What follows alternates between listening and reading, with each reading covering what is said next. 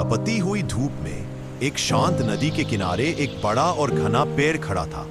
उस पेड़ पर हरे भरे सुंदर और चहकते हुए बहुत सारे तोते रहते थे। सुबह होते ही उनकी मीठी मीठी आवाजों से पूरा इलाका गूंज उठता था। नदी की ठंडी हवा और पेड़ की छाया में सभी तोते बहुत खुश थे। हर दिन सूरज की किरणें जब नदी के पानी पर चमकती, तोते उड़ते, खेलते और एक दूसरे के साथ गीत गाते। वह पेड़ उनका घर था, उनकी दुनिया थी।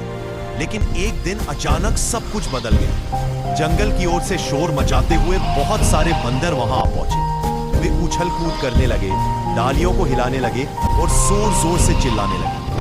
बंदरों की इस शरारत और हंगामे से तोते डर गए। डर के मारे तोते अपने घोंसले छोड़कर आसमान की ओर उड़ गए।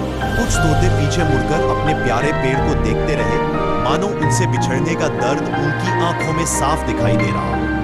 तोतों के चले जाने के बाद वह पेड़ सूना हो गया। नदी की लहरें भी जैसे उदास होकर धीरे धीरे बहने लगी। चारों ओर सन्नाटा छा गया। कुछ समय बाद बंदरों को अपनी गलती का एहसास हुआ। उन्हें समझ आया कि उन्होंने बिना कारण किसी का घर छीन लिया था। अब उस पेड़ के नीचे बैठकर वे चुपचाप पछताने लगे। बंदरों ने तोतों को ढूंढा और उनसे दिल से माफी मांगी। उन्होंने वादा किया कि अब वे कभी किसी को परेशान नहीं करेंगे। तोते लौट आए।